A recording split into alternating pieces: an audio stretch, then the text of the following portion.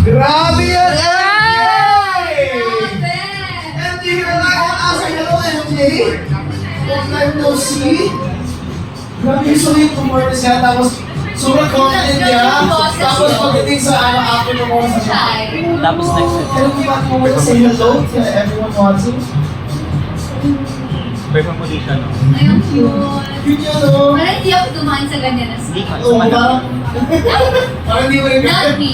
Not you, not you. oo. Pero siyempre mag-usapan natin, MJ, ang kinano mo ang original song mo. Siyempre kasama sa Icon Kids sa Philippines. Tapos after isa piece, isa pa. Na ano pakiramdam na meron ng original song? Happy po. Ano ba? Sobrang happy po. Kasi po, Okay. Nasa iyo yung kayo. yun lang po.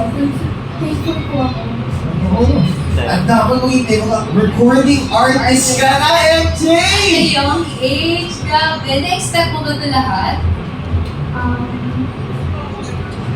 Kind po po. Kasi po, Kind po, ba? ang hirap na siya po. Pero na-imagine mo ba makakaroon ka ng original song, gusto ko record ka sa studio. Kung sa yung experience mo sa studio, yung record mo to, Medyo nakakakaba po. Kasi yung parang video po, yung parang yung gano'n. Gusto mo po, pakat-cut po siya. Kaya ang hirap din po. hindi sa isang diretso, no? Katulad ng live performances. Yung pakat-cut po siya. Kasi hirap po ako i-manage ko po. Hindi naman talaga yun. Medyo nahirapan siya nung sa cut-cut. Pero pag ako nag-record, kasi sa cut-cut. Wow! Wow! Talaga! Anyway, pero syempre thankful tayo kasi dumating ka sa top 6, nakaabot ka, naka-record ka sa song. Your own song. Anong message mo sa lahat ng pumunto sa'yo? Ang message ko po sa inyo po ay thank you po sa lahat po ng mga sumuporta po sa akin. Thank you po sa inyo po kasi yung trusted in your talent po sa inyo. And yun na po, thankful po ako. Thank you po. And we are thanking you as well for being here with us sa I Want Us. Pero syempre, i-manifest natin, ano yung mga biggest dreams mo na gusto mong i-abot bilang singer before the artist?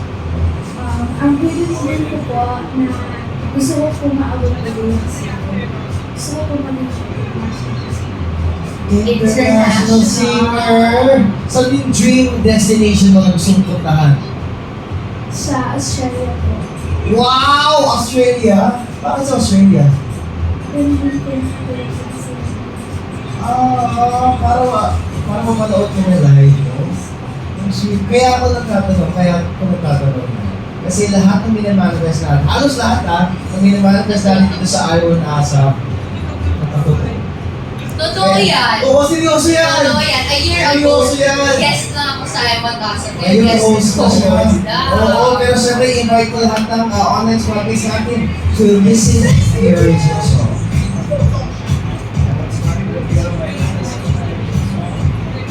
Yes, God needs, please listen to my song po. Pag pinakinggan niyo po siya, nag-instant ko po sa inyo na yun ang pag-ibig ko. Ang social media accounts ang pwede ka sa akin sa follow. Yes po. Kung pwede niyo po kayo follow po sa Facebook po sa MJL Canada po. Pwede din po sa mga kanalis. Alright, thank you MJ. And syempre makakasama pa natin si MJ sa I Want Asap with another song. Woo! Yeah, see you guys in a bit!